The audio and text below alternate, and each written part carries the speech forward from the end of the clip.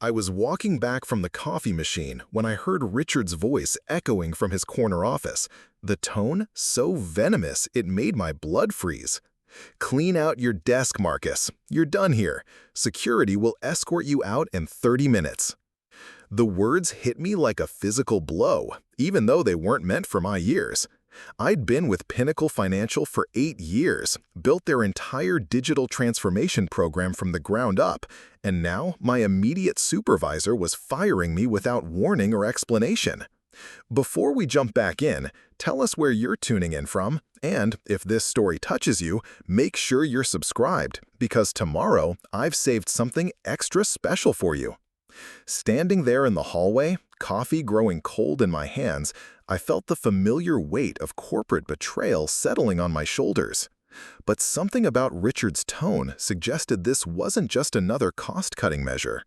There was satisfaction in his voice, almost pleasure. 20 minutes later, as I sat at my desk, pretending to organize files while my mind raced, I understood why. This wasn't about my performance. This was personal. The Pinnacle Financial building stretched 43 floors into the Chicago skyline, a monument to financial power, where I'd spent the better part of a decade climbing from junior analyst to senior director of technology integration. My office on the 32nd floor overlooked Grant Park, a view I'd earned through countless 16-hour days and weekend emergencies that kept our systems running while competitors crashed and burned during market volatility. Richard Blackstone had been my direct supervisor for 3 years, ever since he transferred from the New York office with credentials that looked impressive on paper but translated poorly to actual leadership. At 45, he carried himself with the arrogance of someone who'd never built anything from scratch, never coded through the night to meet impossible deadlines, never had to explain technical concepts to board members who thought Wi-Fi was magic. Our relationship had been professional, if not warm, until 6 months ago, when Pinnacle's board approved my proposal for a comprehensive cybersecurity overhaul. The project came with a $2 million budget and direct reporting access to CEO Patricia Henderson. For the first time in my career, I'd bypassed middle management and presented directly to the people who made real decisions. Richard's reaction had been subtle but unmistakable. Meetings where I wasn't invited but should have been. Projects reassigned without explanation. Credit for my team's innovations mysteriously attributed to other departments. I'd attributed it to typical corporate politics, the territorial behavior of insecure managers protecting their relevance. Now, sitting at my desk with a termination that cited performance inconsistencies and failure to meet departmental objectives, I realized I'd underestimated both Richard's vindictiveness and his capacity for strategic deception. The man who couldn't troubleshoot his own email problems was somehow orchestrating my professional destruction with surgical precision. The security guard who appeared at my cubicle wore notice the apologetic expression of someone who'd escorted plenty of good people out of this building. "Mr. Thorne, I'm sorry about this. I know you've been solid here for years. This doesn't feel right." Jerry Martinez had worked security at Pinnacle for 15 years. We'd shared countless late-night conversations during system maintenance windows, discussing everything from his daughter's college plans to the Cubs' perpetual disappointments. His validation meant more than any performance review ever could. "Sometimes these things happen for reasons we can't see yet," I told him, though I didn't believe my own words. I methodically packed my personal items while my mind cataloged everything I knew about Richard's recent behavior, searching for patterns that might explain this sudden termination. The company laptop and access badges went to Jerry, but my personal phone contained 8 years of work-related communications, project documentation, and performance metrics that painted a very different picture than the one Richard had presented to human resources. As I walked toward the elevator, carrying a box of personal effects and burning with the humiliation of public dismissal, I made a decision that would change everything. I wasn't going quietly. The elevator ride down 32 floors gave me time to think clearly for the first time in weeks. Richard's timing was suspicious. My cybersecurity project was scheduled for final board presentation next Tuesday, The implementation phase was supposed to begin immediately afterward, with me leading a team of 12 specialists through the most comprehensive security upgrade in company history. Why fire the project leader 5 days before the most important presentation of his career? Unless the presentation wasn't supposed to happen. Unless someone else was planning to take credit for 8 months of my work. Unless Richard had found a way to eliminate the one person who could expose his complete lack of technical competence. The lobby's marble floors echoed with the sound of my footsteps as I walked past the reception desk where Amanda Chen had greeted me every morning for 3 years. Her expression mixed sympathy with confusion, the look of someone watching a valued colleague disappear without explanation. Outside, Chicago's October wind cut through my suit jacket as I stood on LaSalle Street, looking up at the building where I'd left the better part of my professional life. Pedestrians flowed around me like water around a stone, everyone else having somewhere important to be while I tried to process what had just happened.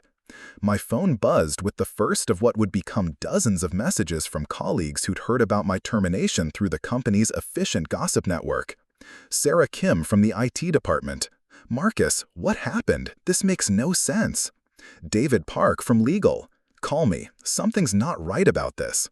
Jennifer Walsh from accounting. Richard's been asking weird questions about your projects. We should talk. Each message confirmed what I'd suspected.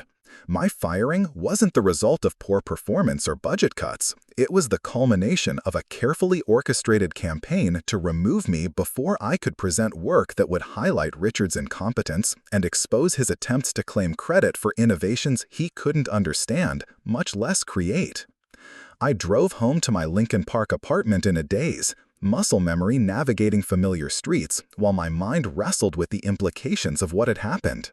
8 years of career building eliminated in 30 minutes by a man whose primary qualification was knowing the right people at corporate headquarters.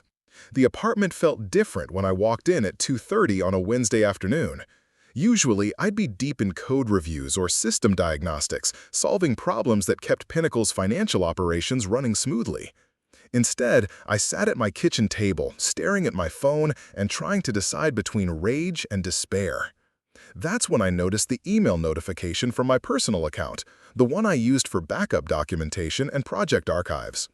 Years of working in corporate environments had taught me to keep copies of everything, a habit that had saved me during previous disputes over project ownership and timeline responsibilities.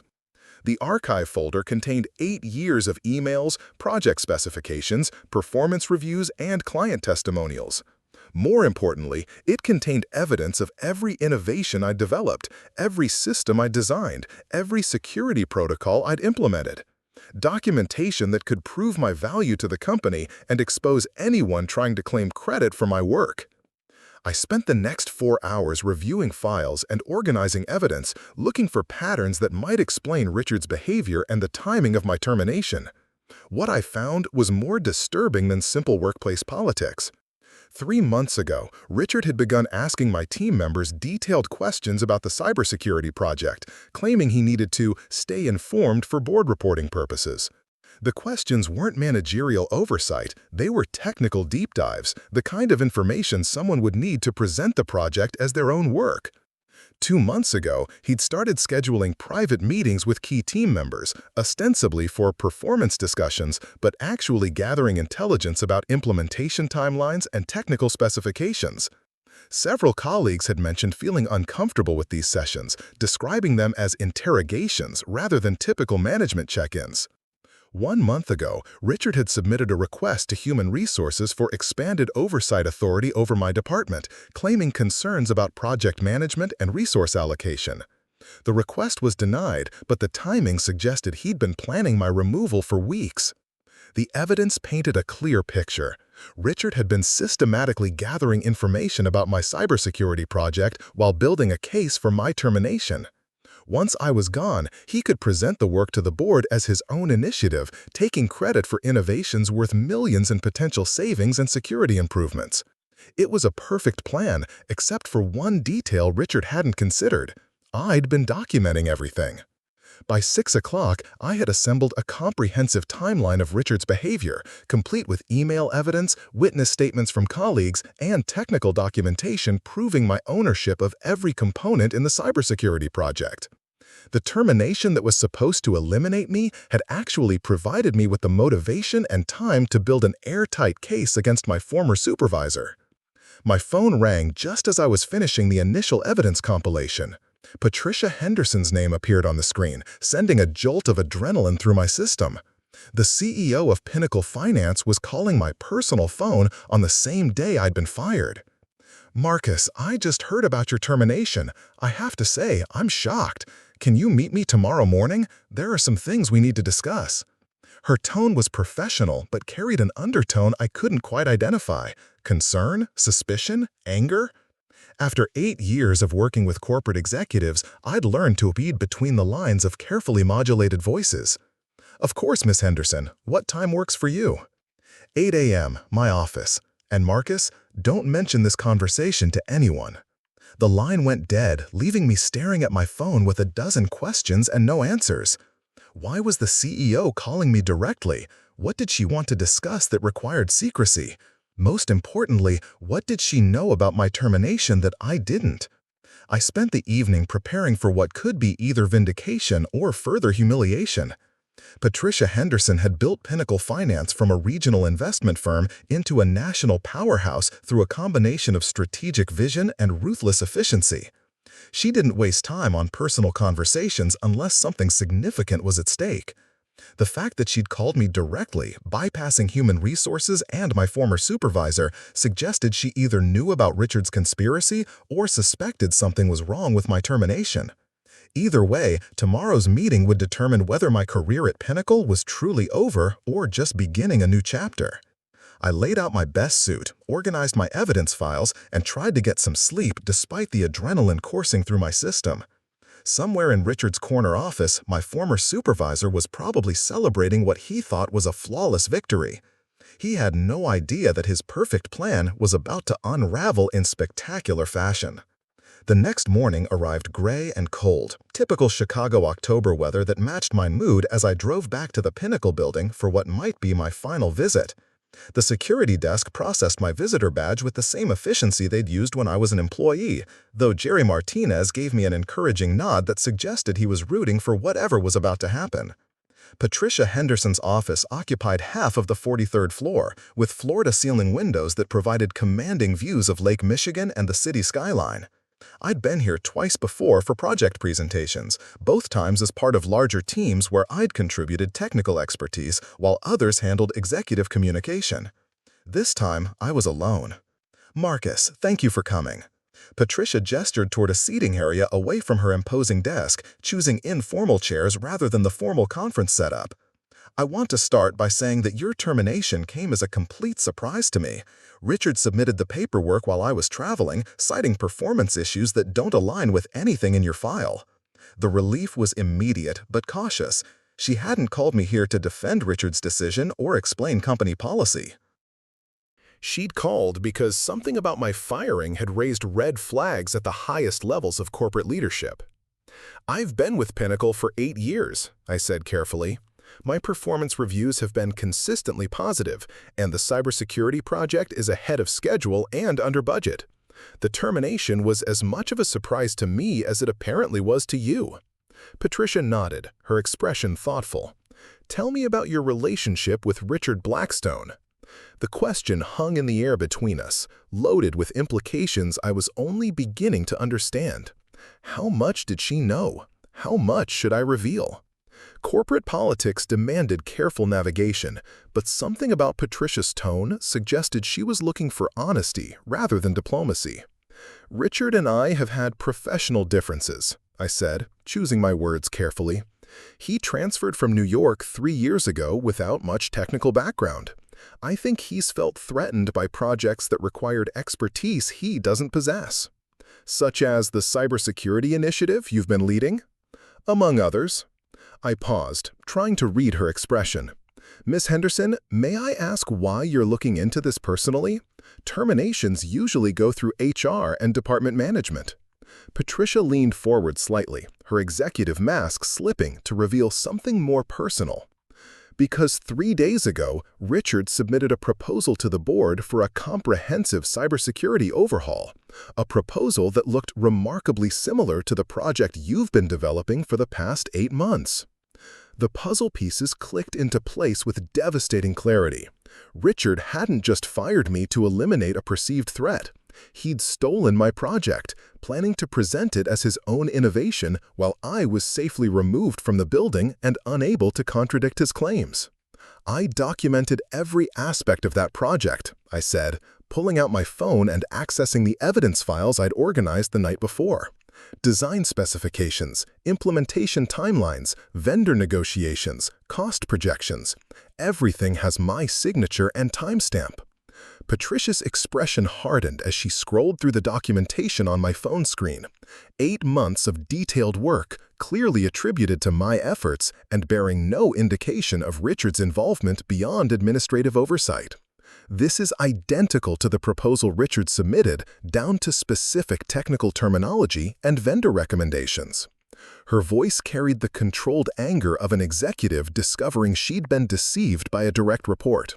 He claimed the project was his initiative, developed independently based on industry best practices. There's more. I showed her the email trail documenting Richard's suspicious behavior over the past 3 months. His technical questions, private meetings with my team members, requests for expanded oversight authority. The pattern of someone systematically gathering intelligence for theft and deception.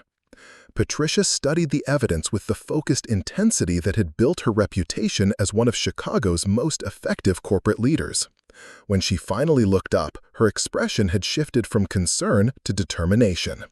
Marcus, I need you to understand something. The board is scheduled to vote on this cybersecurity proposal next Tuesday. If Richard's theft goes undetected, he'll receive credit for potentially the most important security initiative in company history. More than that, he'll likely be promoted to vice president based on this supposed innovation. The stakes were higher than I'd realized. This wasn't just about my job or Richard's professional advancement. It was about the integrity of Pinnacle's leadership structure and the company's ability to make decisions based on accurate information rather than elaborate deceptions. "What do you need from me?" I asked. "Everything. Complete documentation, witness statements, technical proof that this project is your work. I'm calling an emergency board meeting for Friday morning. Richard will be there, expecting to be celebrated for his innovation.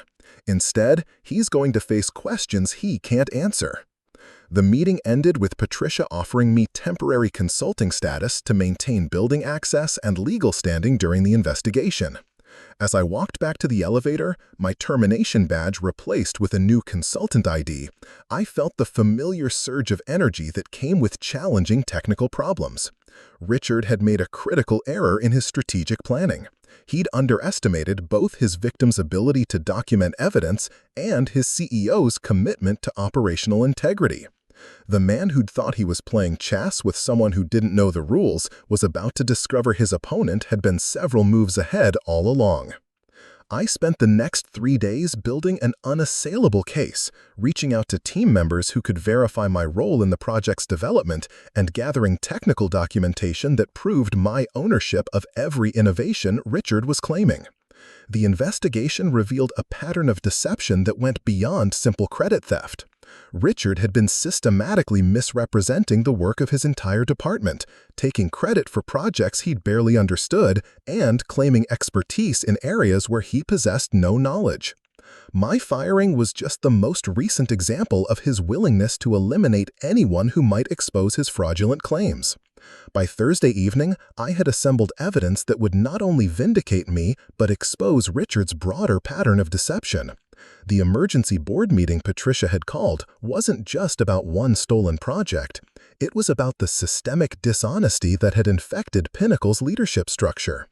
As I prepared for Friday morning's confrontation, I reflected on the irony of my situation. Richard's attempt to destroy my career had actually provided me with the motivation and evidence to expose his incompetence. The termination that was supposed to eliminate a threat had instead created his most dangerous opponent. Tomorrow's board meeting would determine whether truth or deception prevailed in corporate America. I was ready to fight for both my professional reputation and the integrity of the company I'd served faithfully for 8 years. Richard Blackstone was about to learn that firing someone for being too competent was a strategy that sometimes backfired spectacularly. Friday morning arrived with the kind of crisp November air that made Chicago feel alive with possibility. I stood outside the Pinnacle Financial building at 7:30, watching early commuters stream through the revolving doors, most of them unaware that the emergency board meeting happening in 90 minutes would reshape the company's leadership structure. My consultant badge felt strange clipped to my jacket lapel, a temporary credential that granted me access to witness what might be either my vindication or Richard's final victory. The weight of evidence in my briefcase represented 3 days of methodical preparation, every document cross-referenced and verified, every witness statement authenticated and corroborated. Patricia Henderson had called the night before to confirm the meeting details and review my presentation strategy. Her tone carried the controlled tension of an executive preparing for corporate warfare, the kind of high-stakes confrontation that could destroy careers and reshape institutional power structures. The board will expect technical specifics, she'd warned. Richard's going to present your cybersecurity project as his own innovation. You'll need to prove ownership through documentation they can't dismiss or explain away. Now, riding the elevator to the 43rd floor, I reviewed my strategy one final time. The presentation would follow a simple but devastating structure. First, establish the timeline of the project's development through dated documentation. Second, demonstrate technical expertise that Richard couldn't possibly possess. Third, expose the pattern of deception that had led to my wrongful termination. The boardroom occupied the northeast corner of the executive floor, with panoramic windows that showcased Lake Michigan's gray November waters. I'd never been inside this particular conference room, the inner sanctum where Pinnacle's most crucial decisions were made by 11 board members who controlled assets worth over $15 billion.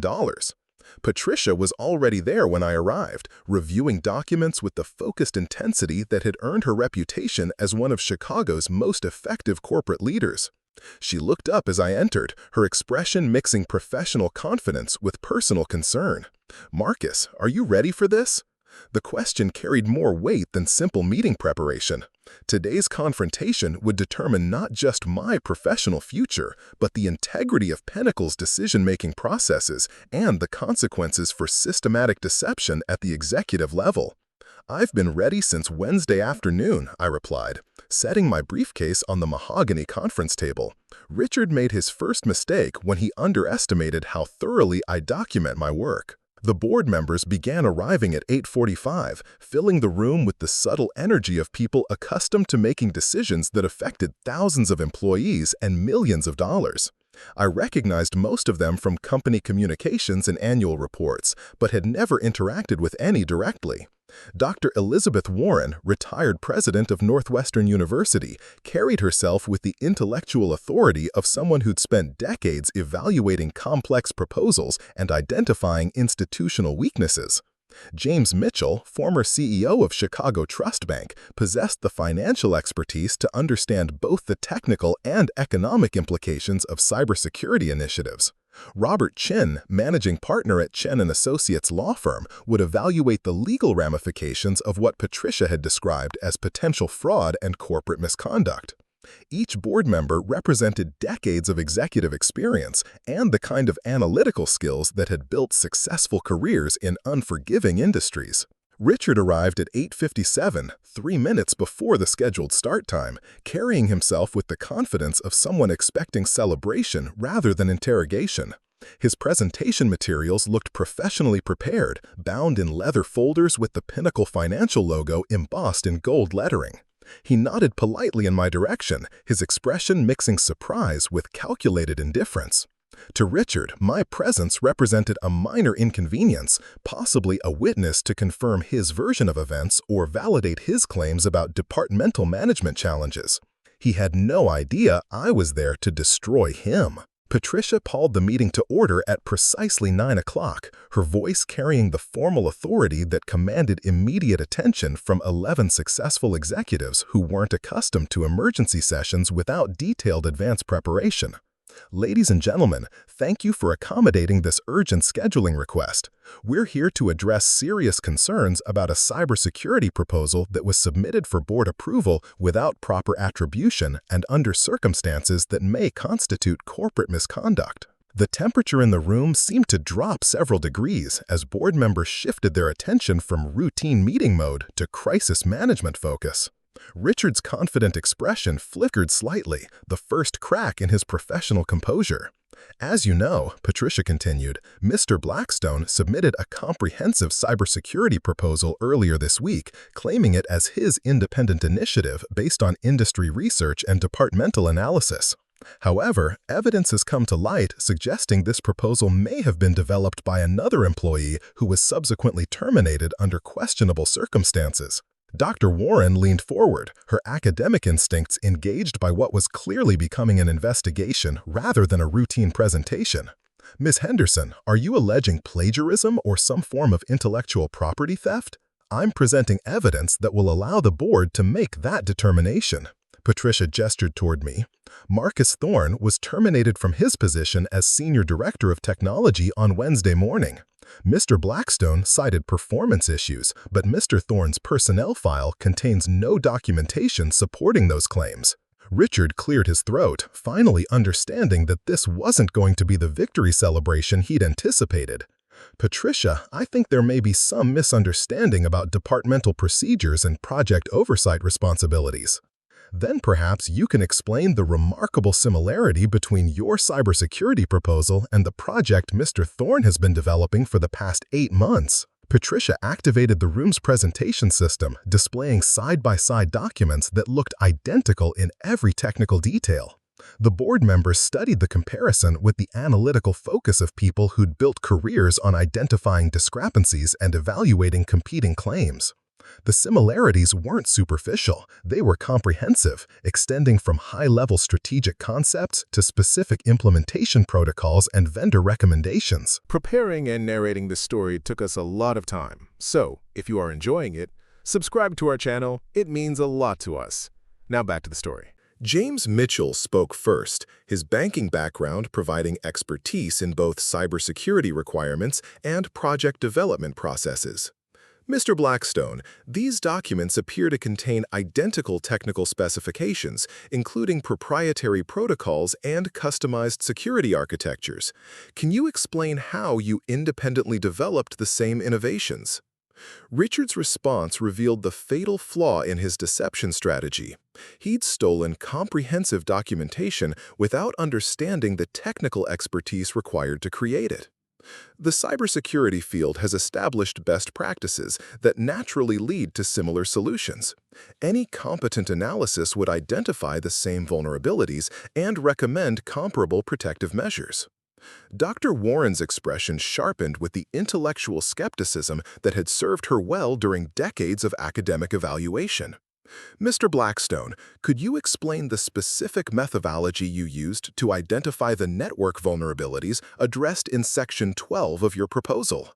The question hit Richard like a technical knockout punch. Section 12 contained detailed analysis of Pinnacle's internal network architecture, vulnerability assessments that required months of system penetration testing, and security audit protocols. It wasn't information someone could acquire through general industry research or superficial departmental oversight. The vulnerabilities were identified through standard assessment procedures, Richard replied, his confidence wavering as he realized he was being tested on knowledge he didn't possess. Which procedures specifically? Dr. Warren pressed, her tone carrying the patient persistence of someone who'd spent decades exposing academic fraud. Richard's pause lasted long enough for every board member to understand he couldn't answer the question. The man who'd claimed credit for developing a comprehensive cybersecurity protocol couldn't explain the basic methodology used to identify the problems it was designed to solve.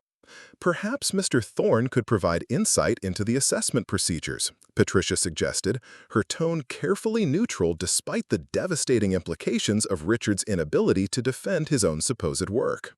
I stood up, connecting my laptop to the presentation system with practiced efficiency. 8 years of technical presentations had taught me to remain calm under executive scrutiny, but this felt different. This wasn't about explaining system architecture or defending budget allocations. This was about exposing systematic deception and reclaiming professional integrity.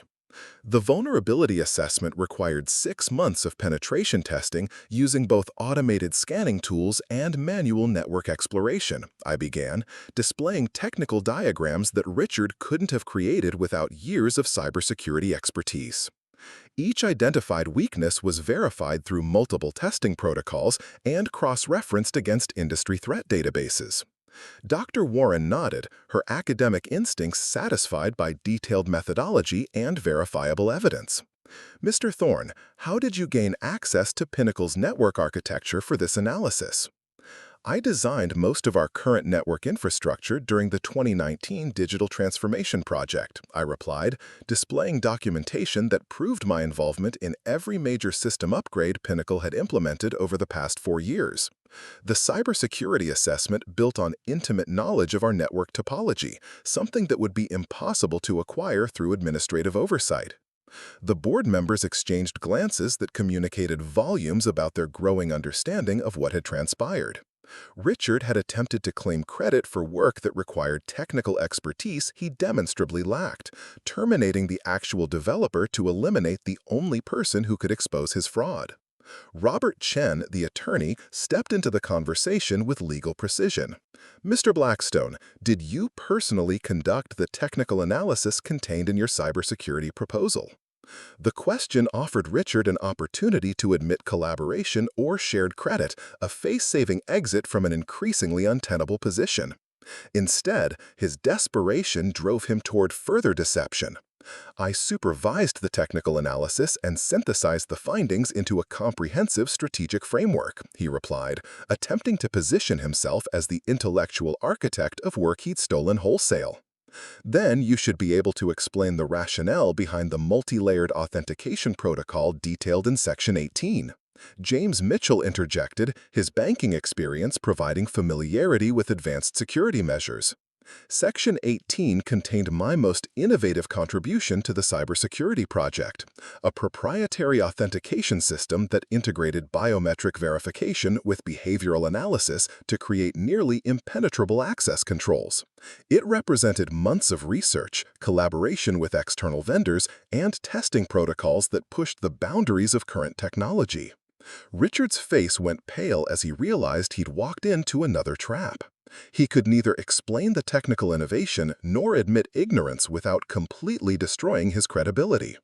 The authentication protocol represents industry-standard security layering with customizations appropriate for our operational requirements, he said, falling back on meaningless corporate language that said nothing while attempting to sound authoritative. Dr. Warren smiled with the satisfaction of an academic who just proved a student hadn't read the assignment. Mr. Blackstone, industry-standard security layering doesn't include proprietary behavioral analysis algorithms. Could you describe how these algorithms function? The silence stretched for nearly 30 seconds as Richard searched for an answer he couldn't provide. Every board member understood they were witnessing the collapse of elaborate fraud, the exposure of someone who'd built his career on claiming credit for work he couldn't understand, much less create. I took the opportunity to deliver what would be the final blow to Richard's deception. The behavioral analysis algorithms monitor user interaction patterns, keystroke dynamics, and navigation preferences to create unique biometric profiles that supplement traditional authentication methods, I explained, displaying code samples and testing documentation that proved my personal involvement in every aspect of the system's development. Patricia allowed the technical presentation to continue for another 20 minutes, giving me opportunities to demonstrate comprehensive knowledge while Richard's inability to discuss his supposed innovation became increasingly obvious. By 10 o'clock, the deception was so thoroughly exposed that formal questioning became unnecessary. Dr. Warren summarized the board's growing consensus with academic precision. Miss Blackstone, the evidence suggests you submitted a cybersecurity proposal containing work you didn't create, claimed credit for innovations you can't explain, and terminated the actual developer to eliminate potential contradiction of your claims. Robert Chen added the legal perspective that would determine Richard's professional future. If these allegations are accurate, we're looking at potential fraud, intellectual property theft, and wrongful termination. The company could face significant liability if we'd proceeded with this proposal under false pretenses. The board members requested a 15-minute recess to discuss the situation privately, leaving Richard and me alone in the conference room for the first time since my termination 3 days earlier. The silence felt charged with the energy of a confrontation that had just reached its inevitable conclusion. "You've destroyed my career," Richard said finally, his voice mixing defeat with residual anger. "You destroyed your own career when you decided to steal my work," I replied. "I just provided the evidence." The board reconvened at 10:30 with the formal efficiency of people who'd reached unanimous conclusions about serious corporate misconduct. Patricia spoke for the group with the authority that came from clear consensus among experienced executives. "Mr. Blackstone, effective immediately, your employment with Pinnacle Financial is terminated for cause. Security will escort you from the building within the hour. Any and all claims of credit for the cybersecurity project are hereby revoked and properly attributed to Mr. Thorne." Richard's exit from the boardroom carried the defeated posture of someone whose elaborate deception had collapsed under scrutiny he'd never anticipated. 3 days earlier, he thought he was eliminating a threat while positioning himself for promotion based on stolen innovation. Instead, he'd created the circumstances that led to his own professional destruction. Dr. Warren addressed me as Richard left the room, her tone mixing professional respect with personal curiosity. "Mr. Thorne, your presentation was impressive both technically and strategically. How did you prepare such comprehensive evidence in just 3 days?" "8 years of working in corporate environments taught me to document everything," I replied.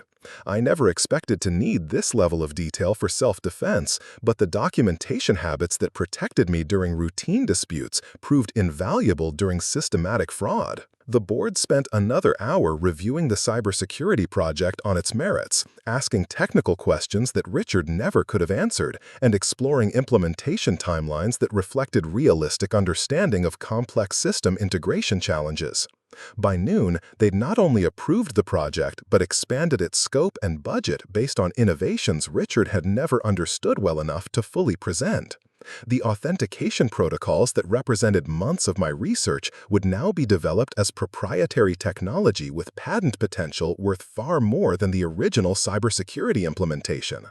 Patricia offered me permanent reinstatement as Senior Director of Technology Integration, with expanded authority over all cybersecurity initiatives and direct reporting access to the executive team. The promotion Richard had expected to gain through theft would instead go to the person who'd actually earned it through innovation and expertise. As I gathered my materials and prepared to leave the boardroom, I reflected on the events that had transformed a career-threatening crisis into professional vindication. Richard's attempt to eliminate a perceived threat had instead created the circumstances that exposed his systematic incompetence and fraudulent practices. The irony wasn't lost on me that his perfect plan had contained the seeds of its own destruction. By firing me before the board presentation, he'd given me both the motivation and the time to build an unassailable case against him.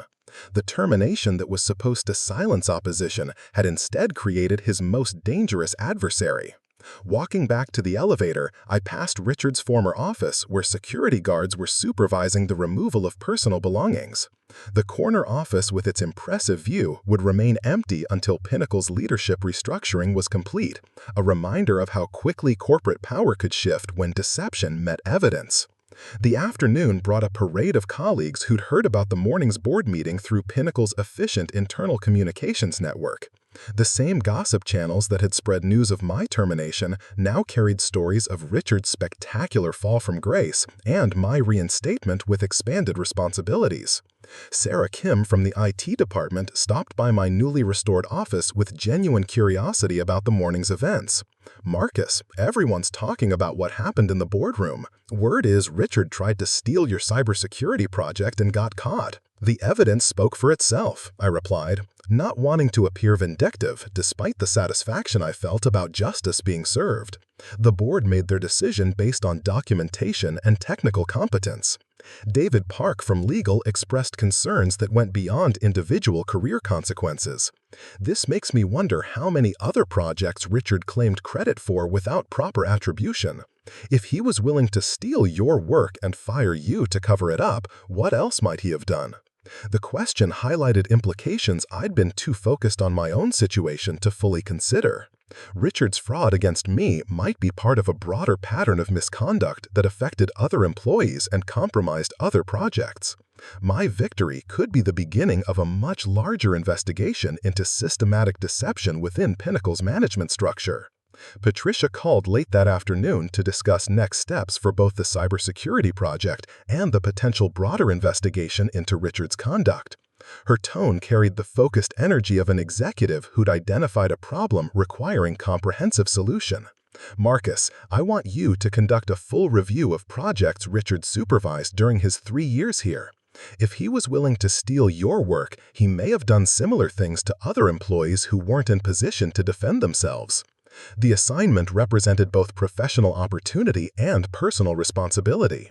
My technical expertise and documentation skills had exposed one instance of fraud, but there might be other victims who need vindication and other innovations that require proper attribution. Over the following week, I discovered that Richard's pattern of taking credit for subordinates' work was even more extensive than anyone had suspected. Junior developers who'd created innovative solutions found their contributions attributed to departmental leadership. System administrators who'd solved critical problems saw their achievements become Richard's strategic initiatives in performance reviews and executive reports. The investigation revealed at least 6 instances of clear credit theft, involving innovations worth collectively millions of dollars in potential value to Pinnacle's operations. Richard hadn't just been an incompetent manager protecting his position through political maneuvering. He'd been systematically stealing intellectual property and building his reputation on others' achievements. The legal ramifications extended beyond wrongful termination into potential criminal fraud charges. Robert Chen's law firm was retained to explore civil action for intellectual property theft, while the state attorney's office began investigating whether Richard's conduct constituted criminal deception under Illinois corporate fraud statutes. 10 days after the board meeting that ended Richard's career, I was sitting in my restored office reviewing the cybersecurity project's expanded implementation timeline when Patricia called to discuss an unexpected development. Marcus, I just received a call from the FBI's Corporate Fraud Division. They're investigating similar patterns of intellectual property theft at Richard's previous employer in New York. Apparently, your case provided evidence they needed for a broader investigation. The implications were staggering.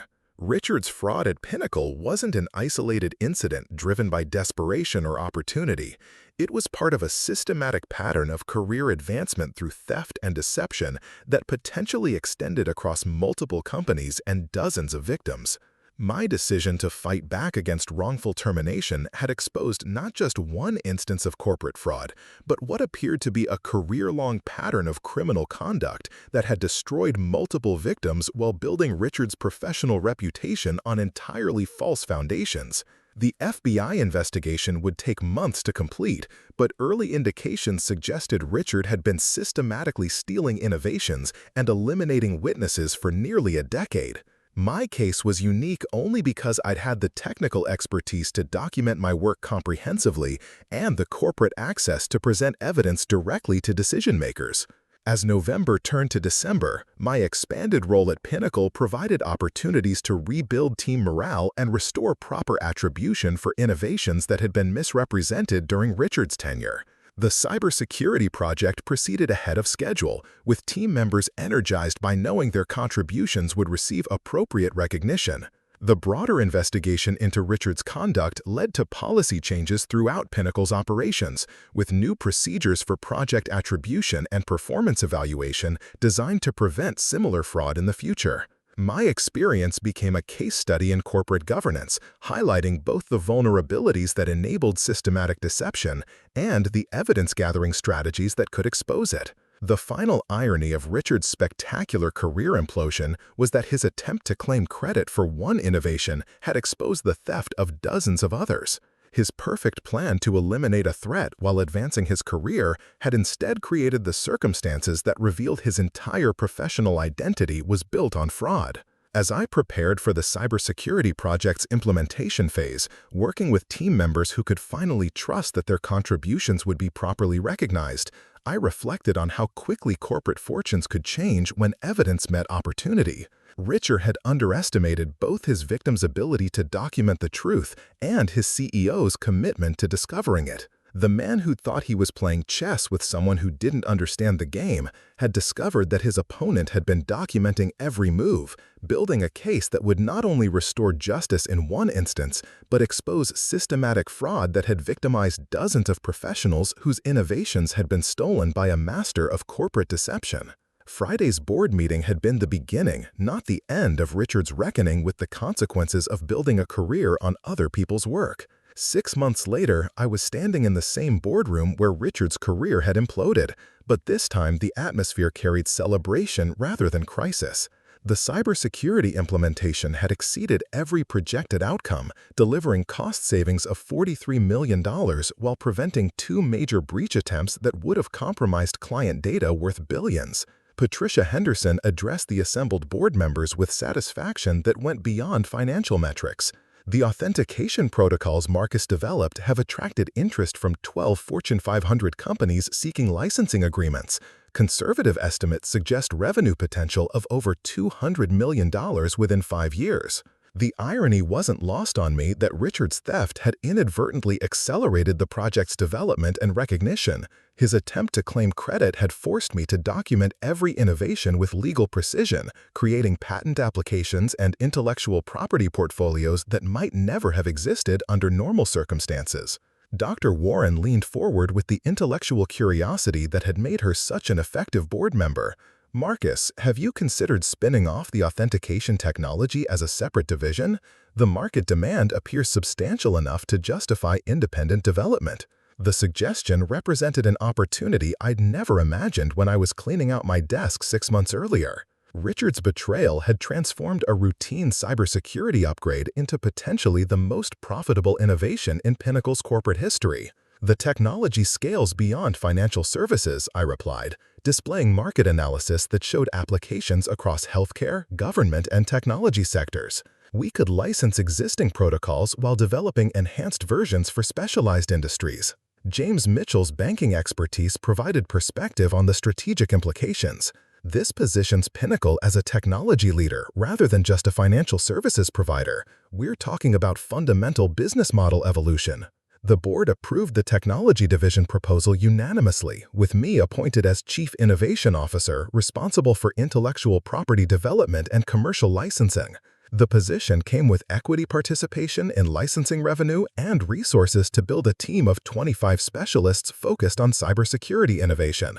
Walking out of that boardroom, I reflected on how completely my professional trajectory had changed since Richard's termination attempt. What he'd intended as career destruction had become the foundation for advancement beyond anything I could have achieved through conventional corporate progression. The FBI investigation into Richard's broader pattern of fraud had concluded 3 weeks earlier, with criminal charges filed in 3 states.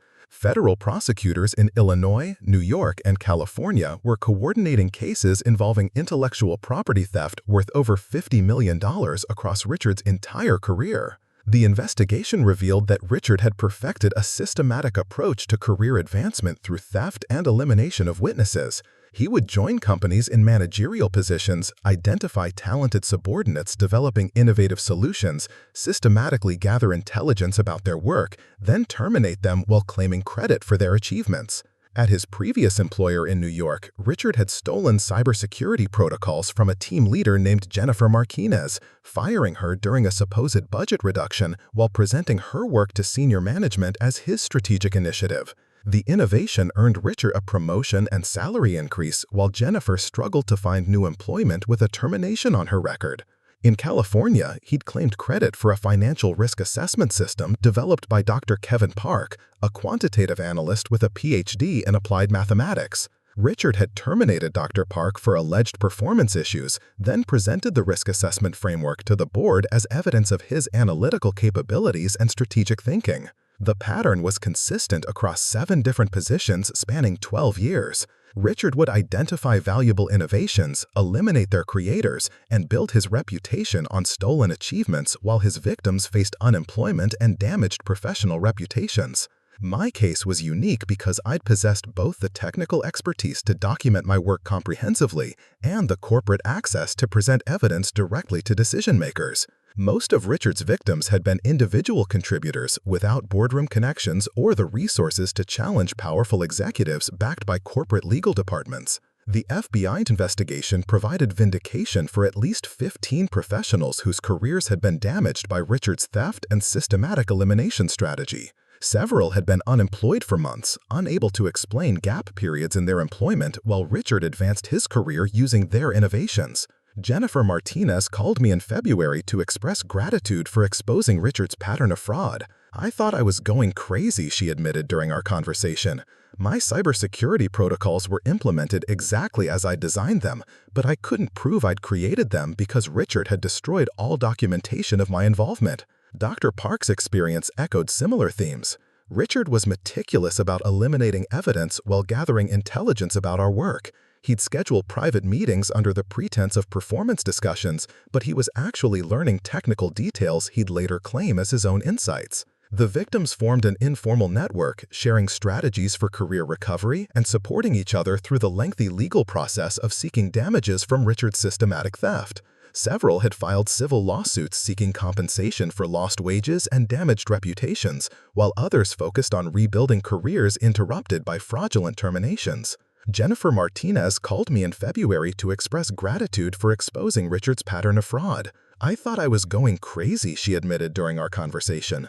My cybersecurity protocols were implemented exactly as I designed them, but I couldn't prove I'd created them because Richard had destroyed all documentation of my involvement. Dr. Park's experience echoed similar themes. Richard was meticulous about eliminating evidence while gathering intelligence about our work. He'd schedule private meetings under the pretense of performance discussions, but he was actually learning technical details he'd later claim as his own insights. The victims formed an informal network, sharing strategies for career recovery and supporting each other through the lengthy legal process of seeking damages from Richard's systematic theft. Several had filed civil lawsuits seeking compensation for lost wages and damaged reputations, while others focused on rebuilding careers interrupted by fraudulent terminations. Jennifer Martinez called me in February to express gratitude for exposing Richard's pattern of fraud. I thought I was going crazy, she admitted during our conversation. My cybersecurity protocols were implemented exactly as I designed them, but I couldn't prove I'd created them because Richard had destroyed all documentation of my involvement. Dr. Park's experience echoed similar themes. Richard was meticulous about eliminating evidence while gathering intelligence about our work. He'd schedule private meetings under the pretense of performance discussions, but he was actually learning technical details he'd later claim as his own insights. The victims formed an informal network, sharing strategies for career recovery and supporting each other through the lengthy legal process of seeking damages from Richard's systematic theft. Several had filed civil lawsuits seeking compensation for lost wages and damaged reputations, while others focused on rebuilding careers interrupted by fraudulent terminations.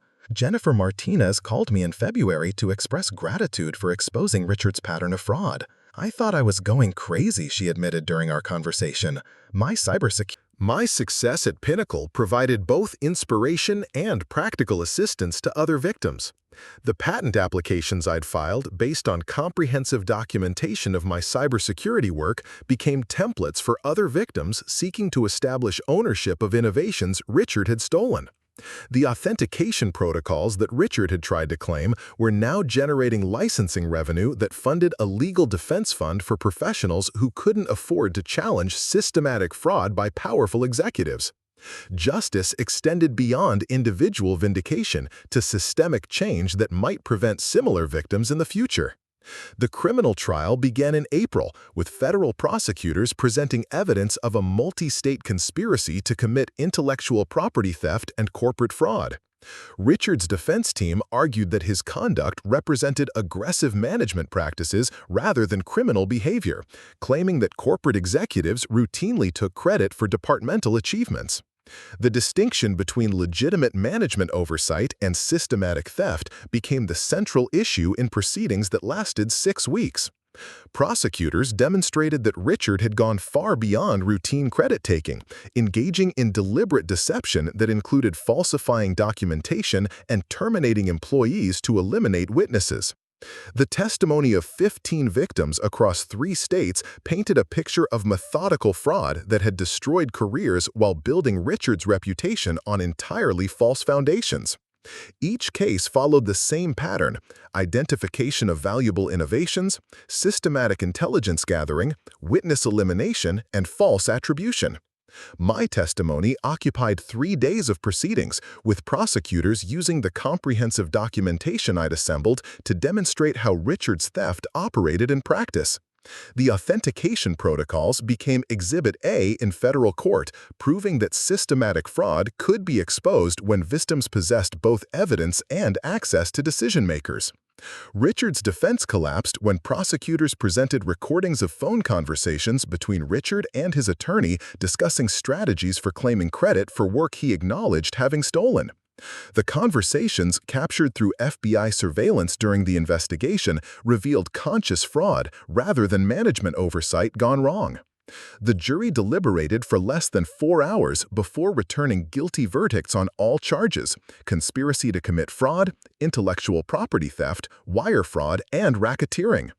The racketeering charge carried the heaviest penalties, reflecting prosecutors' argument that Richard had operated a systematic criminal enterprise spanning multiple states and companies. Judge Margaret Foster sentenced Richard to 12 years in federal prison, with restitution requirements exceeding $70 million when damages to all victims were calculated.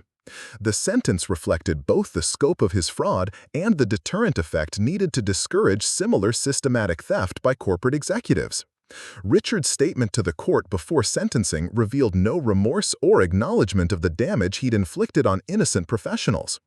"I was operating within accepted corporate practices," he maintained, continuing to characterize systematic theft as routine business conduct.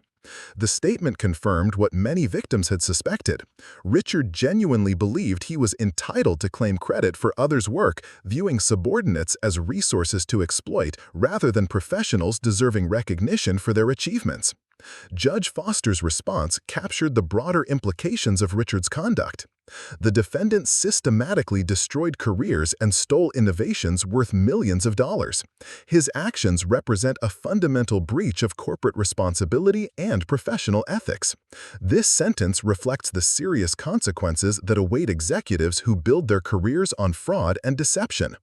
The trial's conclusion brought closure to a process that had begun with my termination 8 months earlier. What had started as personal betrayal had evolved into federal criminal proceedings that established legal precedent for prosecuting systematic intellectual property theft by corporate executives. The media coverage of Richard's conviction highlighted broader issues about corporate accountability and protection for employees whose innovations made them vulnerable to theft by unscrupulous managers. Business journals published analyses of how companies could implement safeguards against systematic fraud while encouraging innovation and appropriate risk-taking.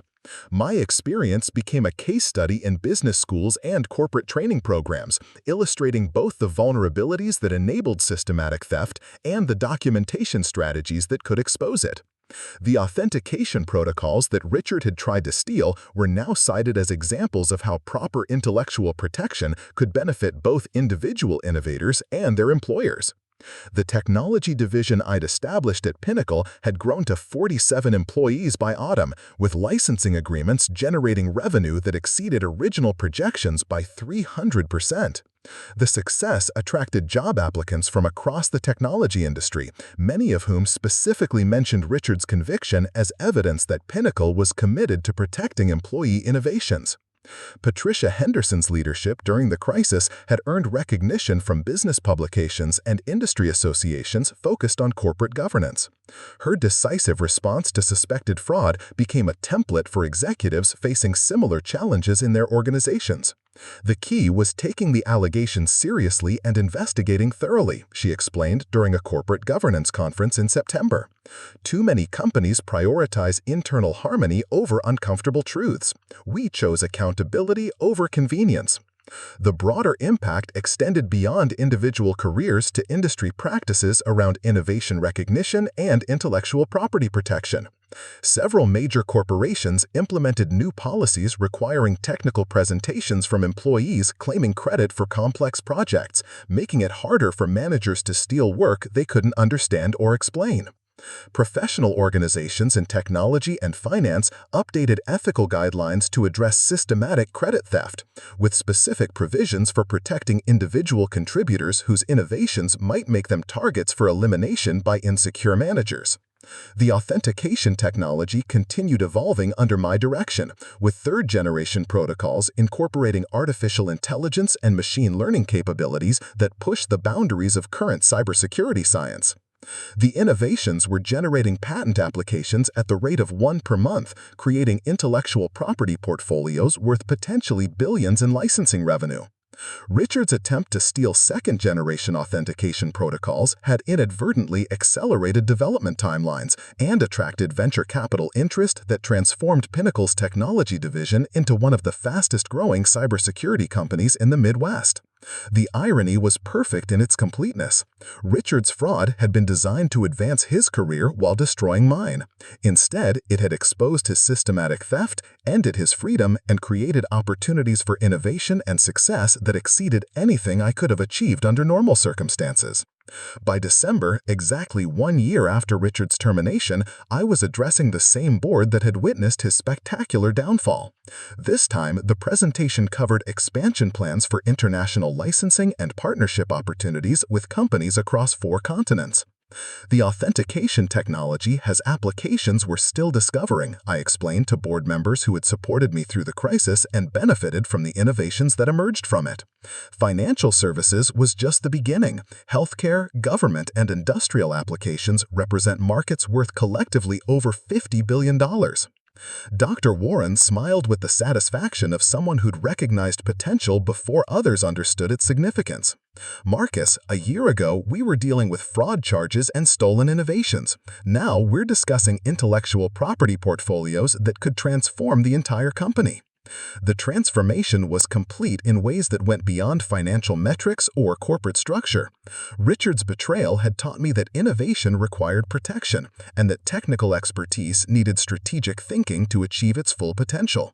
The documentation habits that had saved my career were now standard practices for all technology division employees.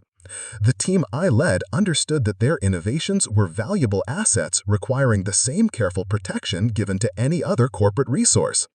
Everyone documented their work comprehensively, collaborated transparently, and contributed to patent applications that ensured proper attribution while generating revenue for continued research and development.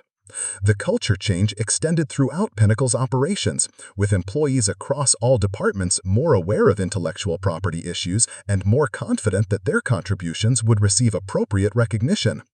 The Richard Blackstone scandal had become shorthand for systematic fraud, but also for the accountability that would prevent similar abuse.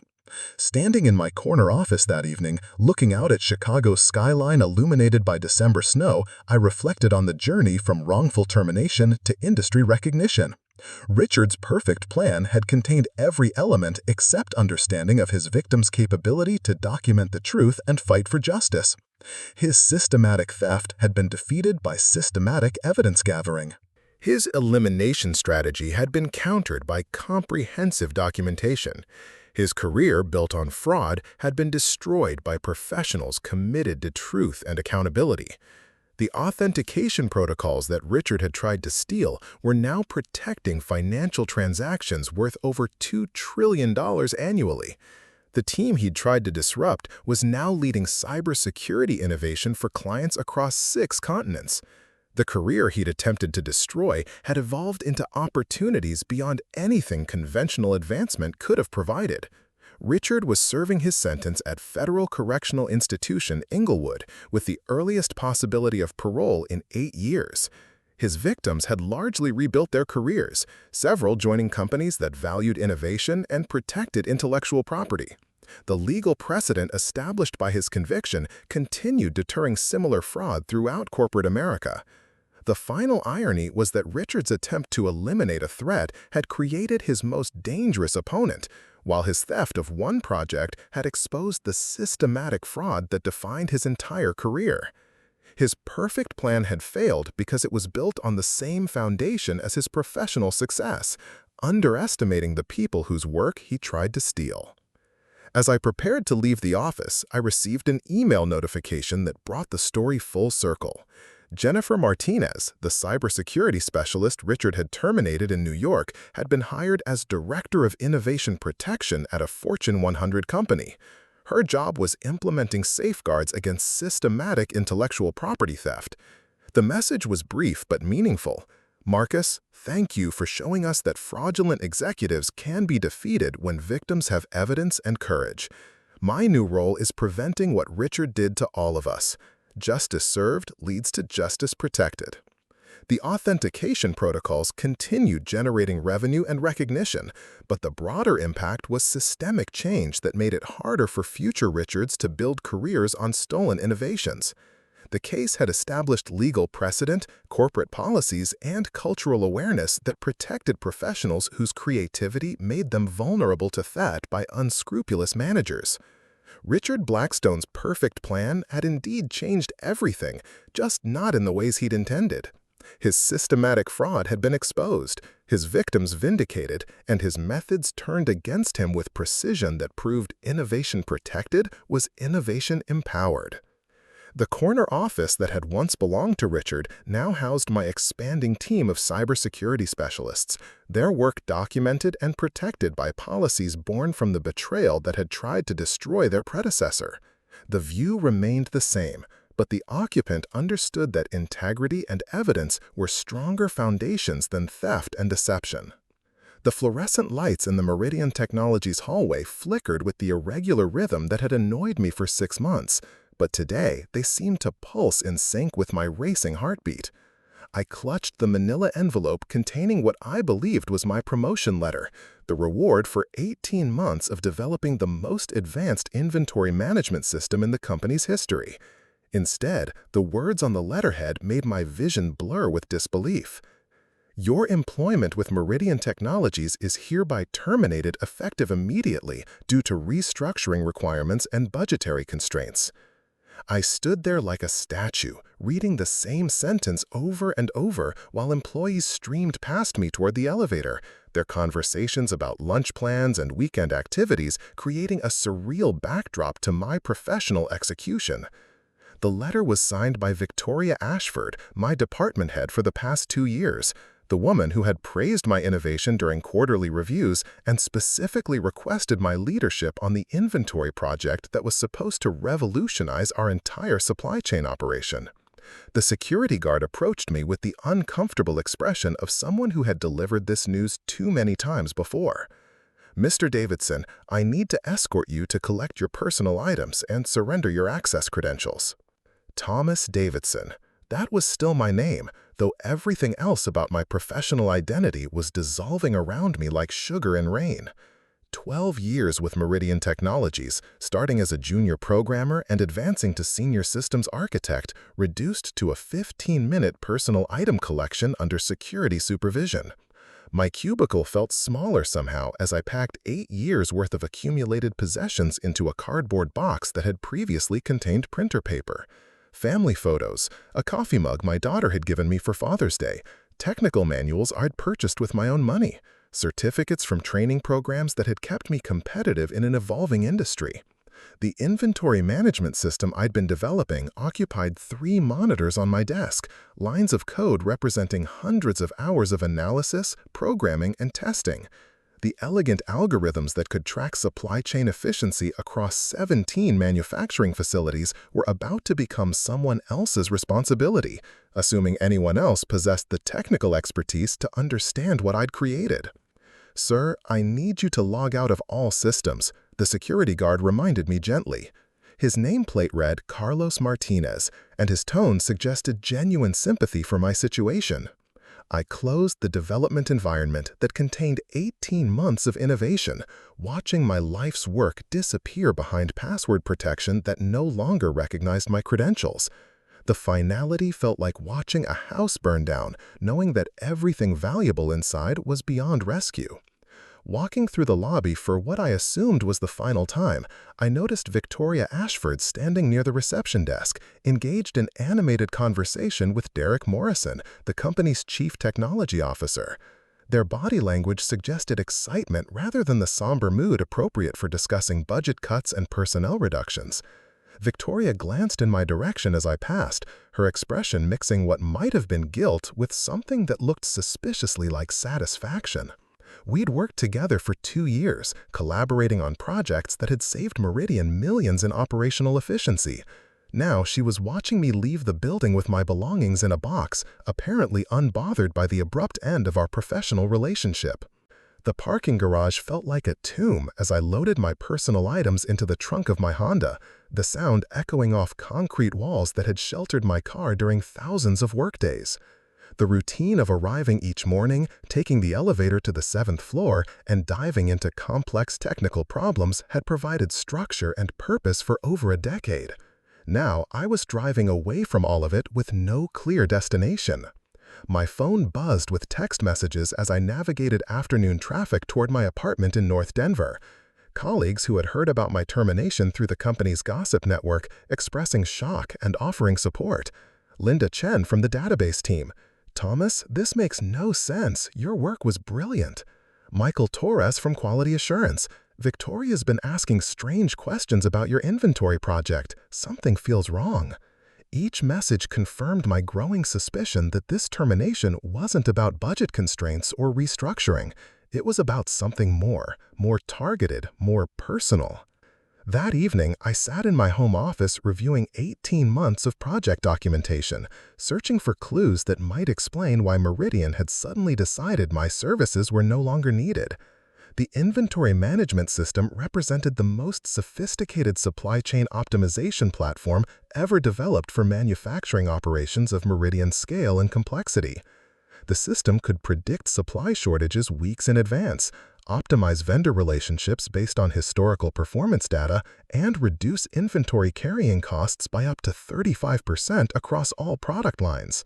Implementation would save Meridian approximately $12 million annually while improving delivery reliability and customer satisfaction metrics. More importantly, the algorithms I developed were proprietary innovations that could be licensed to other manufacturing companies for potentially hundreds of millions in additional revenue. The artificial intelligence components that learned from supply chain disjointions and adjusted predictions accordingly represented breakthrough technology in industrial logistics management. Why would Meridian terminate the developer of such valuable intellectual property just weeks before system implementation was scheduled to begin? Unless they plan to implement the system without me, claiming the innovation as institutional property rather than individual achievement. "Sir, I need you to log out of all systems," the security guard reminded me gently. His nameplate read Carlos Martinez, and his tone suggested genuine sympathy for my situation. I closed the development environment that contained 18 months of innovation, watching my life's work disappear behind password protection that no longer recognized my credentials. The finality felt like watching a house burn down, knowing that everything valuable inside was beyond rescue. Walking through the lobby for what I assumed was the final time, I noticed Victoria Ashford standing near the reception desk, engaged in animated conversation with Derek Morrison, the company's chief technology officer. Their body language suggested excitement rather than the somber mood appropriate for discussing budget cuts and personnel reductions. Victoria glanced in my direction as I passed, her expression mixing what might have been guilt with something that looked suspiciously like satisfaction. We'd worked together for 2 years, collaborating on projects that had saved Meridian millions in operational efficiency. Now she was watching me leave the building with my belongings, apparently unbothered by the abrupt end of our professional relationship. The parking garage felt like a tomb as I loaded my personal items into the trunk of my Honda, the sound echoing off concrete walls that had sheltered my car during thousands of workdays. The routine of arriving each morning, taking the elevator to the 7th floor, and diving into complex technical problems had provided structure and purpose for over a decade. Now I was driving away from all of it with no clear destination. The possibility sent cold dread through my chest. I'd been careful to document my role in every aspect of the system's development, but corporate legal departments were skilled at reframing individual contributions as collaborative team efforts or routine job responsibilities. My personal laptop contained backup copies of all development work, a habit I'd maintained since early in my career when a hard drive crash had destroyed weeks of programming. The backups were technically against company policy, but they were also the only proof I possessed of my intellectual property ownership. I spent the next 4 hours reviewing code comments, development logs, and design documents that clearly established my role as the system's primary architect and developer. Every innovation, every breakthrough, every solution to complex logistical challenges bore my digital signature and timestamp. The documentation told a story of solitary genius working through problems that had stymied Meridian's technical team for years. The inventory optimization algorithms weren't collaborative efforts or incremental improvements to existing systems. They were fundamental innovations that required expertise in artificial intelligence, supply chain management, and predictive analytics. More troubling was the timeline of Victoria's increased interest in project details over the past month. She'd begun requesting technical documentation under the pretense of preparing board presentations, asking for explanations of algorithms she'd never shown interest in understanding during the previous 17 months of development. Her questions had been specific and probing, focused on implementation procedures and system architecture rather than general progress reports. In retrospect, it felt like systematic intelligence gathering by someone preparing to claim ownership of work they hadn't created. My phone rang at 9:30, interrupting my analysis with a call from Sarah Kim, a senior developer I'd mentored during her first 2 years at Meridian. Her voice carried the careful tone of someone calling from a potentially monitored company phone. "Thomas, can you meet me for coffee tomorrow morning? There are things about your termination that you need to know, but I can't discuss them over the phone." The cryptic message confirmed my suspicions that more was happening behind the scenes than simple budget cuts or personnel restructuring. Sarah had worked closely with me on database optimization components of the inventory system. If anyone knew about suspicious activity surrounding my termination, it would be her. Sleep came sporadically that night, interrupted by dreams of walking through empty office buildings and waking up with the metallic taste of anxiety coating my mouth. By morning, I felt like I'd spent the night solving complex algorithms instead of resting, my mind churning through possibilities and scenarios that all pointed towards systematic deception. The coffee shop Sarah had chosen was located 15 minutes from Meridian's headquarters, far enough to ensure privacy, but close enough for a brief meeting during her lunch hour. She arrived precisely on time, carrying herself with the nervous energy of someone about to reveal dangerous information. "Thomas, Victoria's been conducting private meetings with your entire development team over the past 2 weeks." She began without preliminary conversation. "She's claiming that your inventory system was a collaborative effort and that your termination was necessary because you were taking inappropriate credit for team achievements." The accusation hit like a physical blow, transforming 18 months of innovation into evidence of professional misconduct. Victoria was rewriting the history of the project's development, positioning herself as the visionary leader while portraying me as a credit-stealing subordinate who had been rightfully eliminated. She's scheduled to present the inventory system to the board next Friday, Sarah continued, her voice dropping to ensure privacy. Derek Morrison is supporting her version of events, claiming that the system represents departmental innovation rather than individual achievement. Derek Morrison, the chief technology officer who had praised my work during performance reviews and specifically requested my involvement in high-priority projects. Now he was collaborating with Victoria to steal my intellectual property while destroying my professional reputation. The conspiracy was more extensive than I'd imagined. This wasn't just about claiming credit for one project. It was about systematically eliminating me while reframing 18 months of my innovation as institutional achievement that could advance their careers. Sarah, do you have any documentation that proves my role in developing the system? She nodded, pulling out a flash drive that she slid across the table like a secret agent passing classified intelligence. Email threads, development logs, technical specifications with your digital signature, everything I could gather without attracting attention. The drive contained evidence that could expose Victoria and Derek's conspiracy, but only if I could present it to decision-makers who weren't already committed to their version of events. Fighting corporate fraud required not just evidence, but access to people with the authority to act on that evidence. Thomas, there's something else. Victoria and Derek have been meeting with Pinnacle Consulting about licensing the inventory system to other companies. They're positioning themselves as the system's creators while negotiating deals worth potentially $50 million. $50 million in licensing revenue based on my innovations, with Victoria and Derek claiming credit while I faced unemployment and professional disgrace. The scope of their theft was staggering, transforming a wrongful termination into systematic intellectual property fraud.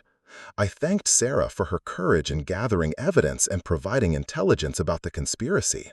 Her loyalty to truth over corporate politics had given me the ammunition needed to fight back, though the battle ahead would require strategy and resources I wasn't sure I possessed. That afternoon, I contacted Marcus Webb, a business attorney who specialized in intellectual property disputes and corporate fraud. His office occupied the 20th floor of a downtown Denver high-rise, with panoramic views that seemed appropriate for someone who helped professionals fight battles against powerful organizations. Marcus reviewed my documentation with the analytical focus that had earned him recognition as one of Colorado's most effective employment attorneys. His questions were precise and probing, designed to establish both the strength of my case and the challenges we would face in proving corporate fraud. Thomas, you have compelling evidence of intellectual property ownership, but fighting Meridian will require proving that Victoria and Derek conspired to steal your work rather than simply taking appropriate management credit for departmental achievements. The legal distinction was crucial. Corporate managers routinely claim credit for projects developed by their teams, a practice that was ethically questionable but legally defensible. Proving theft required demonstrating that Victoria and Derek had deliberately deceived their superiors about their role in creating the inventory system. The licensing negotiations with Pinnacle Consulting provide the strongest evidence of fraudulent intent, Marcus continued. If they're representing themselves as the system's creators while negotiating $50 million deals, that crosses the line from management credit-taking into criminal fraud. Over the next week, we developed a comprehensive strategy for exposing the conspiracy and recovering my intellectual property rights. The plan required gathering additional evidence, identifying witnesses who could testify to my role in the system's development, and finding ways to present our case to Meridian's board of directors before Victoria's presentation could cement their version of events. The investigation revealed that Victoria and Derek's conspiracy was even more sophisticated than I'd realized. They had systematically gathered intelligence about my work while building documentation that supported their claims of collaborative development and management oversight. Internal emails obtained through legal discovery showed Victoria requesting technical specifications under false pretenses, claiming she needed detailed information for board presentations while actually presenting the system as her own innovation. Derek had used his position as CTO to access development logs and modify attribution records, making it appear that the inventory system had been developed through departmental collaboration rather than individual expertise. The digital trail of his access to my files told a story of systematic intelligence gathering and evidence manipulation. More damaging were recorded phone calls between Victoria and Derek discussing strategies for eliminating me while claiming credit for my work. The recordings, obtained through legal surveillance during the investigation, revealed conscious fraud rather than management oversight or credit confusion. Once we terminate Davidson, the system becomes departmental intellectual property. Victoria's voice was clear on the recording. The board will never question our version of events, especially with Derek supporting our claims about collaborative development. Derek's response demonstrated equally calculated deception. Davidson's too technical for his own good. He documented everything so thoroughly that we can use his own work to prove institutional ownership. The man practically handed us a $50 million licensing opportunity. The recordings provided unambiguous evidence of conspiracy to commit fraud, intellectual property theft, and wrongful termination. Marcus filed both civil and criminal complaints, seeking damages for lost wages, stolen intellectual property rights, and professional defamation. The criminal investigation moved with surprising speed once prosecutors understood the scope of the fraud and the value of the stolen intellectual property. Federal authorities became involved because the licensing negotiations with Pinnacle Consulting crossed state lines, making the case subject to federal fraud statutes. Within 2 weeks, Victoria and Derek were facing federal charges for conspiracy to commit fraud, intellectual property theft, and wire fraud. The charges carried potential sentences of up to 20 years in federal prison, reflecting prosecutors' view that corporate intellectual property theft required serious deterrent consequences. Meridian's board of directors called an emergency meeting when news of the federal investigation became public, recognizing that the company's reputation and legal liability were at serious risk. The inventory system presentation that Victoria had planned became the centerpiece of a fraud investigation that attracted national media attention. The board meeting took place in Meridian's executive conference room, with attorneys for all parties present and federal investigators observing the proceedings. The atmosphere felt like a trial, which in many ways it was. I presented my evidence systematically, displaying 18 months of development work that clearly established my role as the inventory system's creator and primary developer. Every algorithm, every innovation, every solution to complex supply chain challenges bore my digital signature and comprehensive documentation. Victoria and Derek's defense crumbled under technical questioning they couldn't answer. When board members asked specific questions about system architecture and implementation procedures, neither could provide responses that demonstrated actual understanding of the technology they claimed to have created. The contrast was devastating. I could explain every component of the system in detail, discussing design decisions, alternative approaches that had been rejected, and future enhancements that would improve performance. Victoria and Derek could only speak in general terms about management oversight and collaborative development. Federal investigators presented the recorded phone calls that revealed Victoria and Derek's conscious fraud, eliminating any possibility that their conduct represented misunderstanding or innocent credit confusion. The recordings demonstrated deliberate theft, planned and executed with criminal intent. The board voted unanimously to terminate Victoria and Derek for cause, revoke their claims to the inventory system, and restore proper attribution to my work. The decision came with an offer of immediate reinstatement as senior systems architect, with expanded authority over all technology development and licensing negotiations. I accepted the reinstatement, but with conditions that reflected lessons learned from corporate betrayal. All future intellectual property agreements would include specific attribution requirements, comprehensive documentation standards, and legal protections against fraudulent credit claims.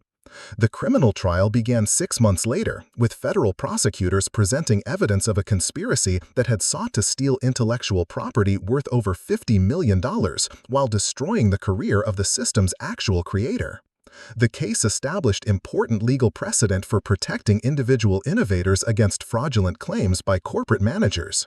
Victoria and Derek were convicted on all charges after a trial that lasted 3 weeks. Victoria received a sentence of 8 years in federal prison, while Derek's sentence was 10 years due to his additional abuse of executive authority in manipulating corporate records.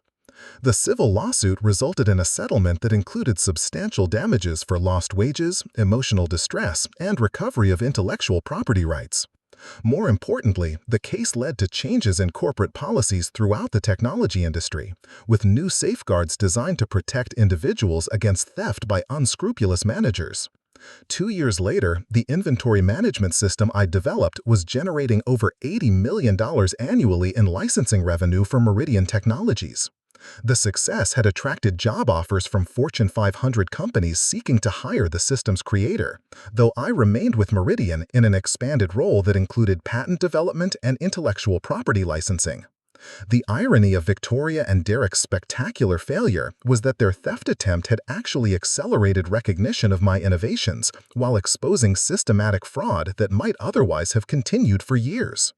Their perfect plan had contained the seeds of its own destruction, creating the circumstances that led to their criminal conviction and my professional vindication.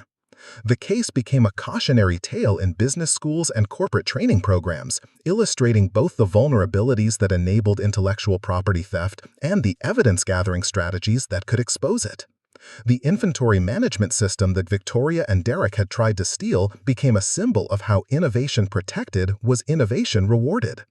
Standing in my corner office 2 years after my wrongful termination, looking out at Denver's skyline while reviewing patent applications for next-generation supply chain algorithms, I reflected on how completely my professional trajectory had changed.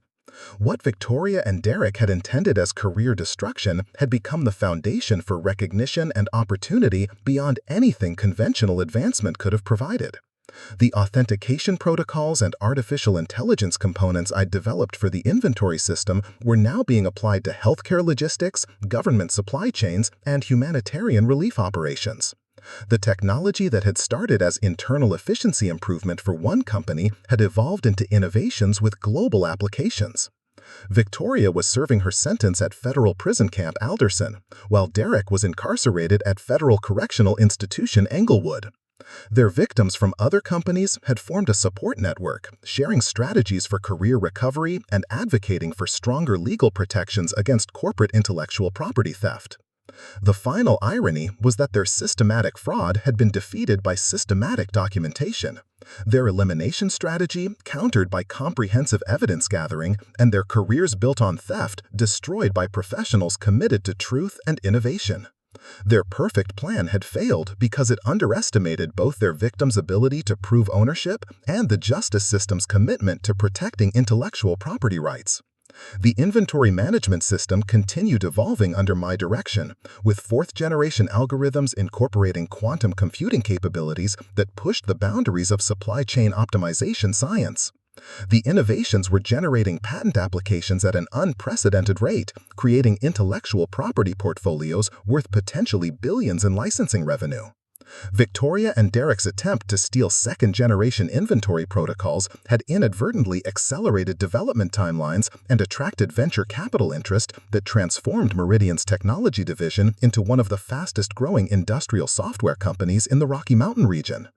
As I prepared for another day of innovation, protected by comprehensive documentation and legal safeguards, I received an email notification that brought the story full circle. Sarah Kim, the colleague who had risked her career to provide evidence of Victoria and Derek's conspiracy, had been promoted to Director of Innovation Protection at a major technology corporation. Her message was brief but meaningful. "Thomas, thank you for showing us that corporate fraud can be defeated when victims have evidence and courage. My new role focuses on preventing what Victoria and Derek tried to do to you. Justice served leads to innovation protected." The inventory management system continued generating revenue and recognition, but the broader impact was systematic change that made it harder for future corporate fraudsters to build careers on stolen innovations. The case had established legal precedent, corporate policies, and cultural awareness that protected professionals whose creativity made them vulnerable to theft by unscrupulous managers. Up next, you've got two more standout stories right on your screen. If this one hit the mark, you won't want to pass these up. Just click and check them out.